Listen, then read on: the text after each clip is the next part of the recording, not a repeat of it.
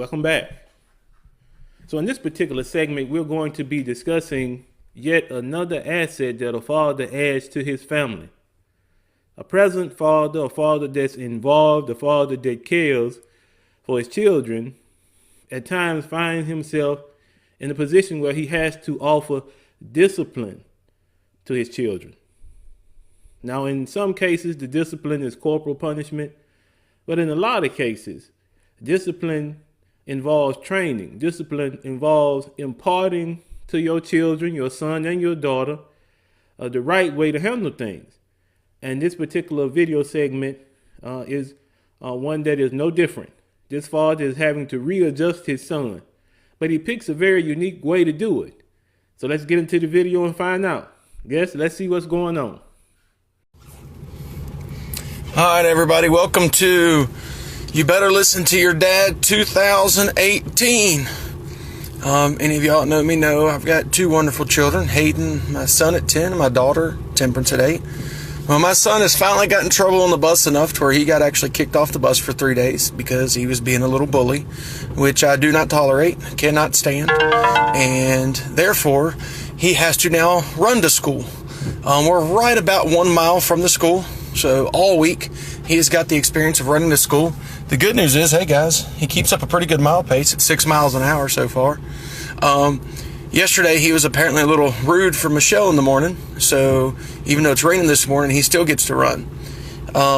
This right here is just simple. Ironically, since he's been running to school this week, his behavior has been much better. His teachers have approved of his behavior this week. He hasn't gotten in trouble at school this week, where last week he was just absolutely out of his mind. But this right here is just old school simple parenting. This ain't killing nobody. This is a healthy way for a child to be punished because it's, exercise, something that a lot of people don't think children should do anymore, so you just stick them behind a Xbox for the rest of their lives. So this right here is called parenting, guys. If you don't know what it's like, here you go. Teach your child a lesson. You don't have to kill them. You don't always have to beat them, but sometimes it sucks for them, and that's what teaches them. So he's going to be a very fast runner later on because we've always joked he'll either be fast or obedient. So far, we're working on fast. But yeah, so we've got a little ways to go. Just wanted to show everybody, give you a good little laugh. But yeah, Thornhill household does not tolerate it. If you don't do what you're supposed to, you'll get punished. And, I get creative with stuff. I've done all kinds of different things, but we're going to make sure that one way or another, his teachers are able to enjoy his company at school. He's not disrupting his classmates and everything else. So if you say we need gun control, people, here you go. This is what we need. Parenting. Very simple thing. Proud gun supporter, love guns and everything else, but I love my children more than anything in this world. So I'm going to take initiative to raise them. I can't lock them in my safe like I can guns. I can control guns easily forever. This I've got to make sure I control now, because when I'm not around, he has free will. So, if you want to figure out what to do, having issues, get creative, be a parent. Teach them how to be responsible for their own lessons and accountable for everything they've done. And make sure you're there. My son, in this whole deal the other morning when he knew he was in trouble, he told his sister, he goes, Daddy's always there for me. He goes, Daddy's never left me. Daddy's always been by my side. Sometimes I don't like it, but that's what makes him a great dad, because he knows when to bust my butt, and when I'm in trouble, he has to make sure I do right. And that's why he's the best daddy in the world. Coming from a 10-year-old little boy that knew he was going to have to run a mile to school, acknowledging that, hey, that's what a parent's supposed to do. If I screw up, I've got to pay the price. So, my kids do something, that's what they do. They have to pay the price. If they get an allowance, they get fined, just like in real life, people. So, teach your kids, most importantly, don't be a friend, be a parent. That's what children need these days, parents. So, hope everybody enjoys this, gets a laugh. If you got your panties in the water over watching a kid jog, well, I feel sorry for you. You're probably a lousy piece of because if a kid jogging offends you, then get your ass off the couch. You probably need a lap or two. But I'm sure someone will get all bent out of shape. Oh my God, child abuse, a child running. Yep, I'll let you know when your son's getting a 45 out of my safe. Y'all have a blessed day. God bless and enjoy. And if you need anything for your kids, you can feel free to send them to Brian's Boot Camp. I was feeling bad for the rain, but I was like, you know what? We need to wash this attitude away and calm him down. And it worked brilliantly. Because it might be fun being hyper and doing dumb stuff, but then after, it's not going to be fun because then you got to pay the price. Hayden says that running to school wasn't fun, but that he deserved the punishment he got. All right. So, of course, the kind of discipline that Mr. Thornhill, Brian Thornhill, subscribes to, I am fully in agreement with. And really, if you look at the result of what he's doing, evidently it's working. Because Brian mentioned that the behavior of his son drastically changed, and he is a joy to be around now. But now, what brought them to this particular point? What brought them to the point where this particular discipline was necessary? Well, notice a couple of things that I took down in my notes. He was kicked off the bus. He was kicked off the bus actually for being a bully. His son was. And so he was given the task to run to school. Their home is about a mile from the school where his son attends. And he mentioned that one morning his son decided to be a little bit disrespectful to his mother. And so now the son is running in the rain. Now, at first look, some people might say, and I'm sure some people that's watching this video, because it's an older segment that I just ran into, and I thought it was interesting for us to dive into and talk about. There are some individuals looking at this particular video and they're going to have a problem. There's some people that are going to look at this video and say that this is child abuse. So what I want you to do right now, if you're in that group, I want you to click off right now. Because what's happening is something that's necessary. What's happening is that we see a father taking charge of his responsibilities as head of his household, and he's disciplining his son effectively. How do we know? Because in the video, Mr. Thornhill made the statement that his son acknowledged the fact that the discipline was something that he needed. He acknowledged the fact that his father was the best father ever because of the fact that he was always there with his son, whether he needed discipline or not. And that is the mark of fatherhood. That is the mark of true positive masculinity. Listen, in the world that we live in, there are rules. There are situations that the rules of engagement have already been written, and we have to act according to those rules of engagement. But now, it's unlikely that a person is going to respond well to those rules if they never grew up within structure. So did you notice what Mr. Brown said? He said, listen, if you do something that you're not supposed to in our household, you're going to be punished. And so what he's teaching his son and his daughter is respect for the rules.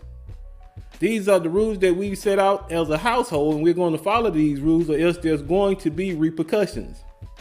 And so what he's doing is he's laying out structure.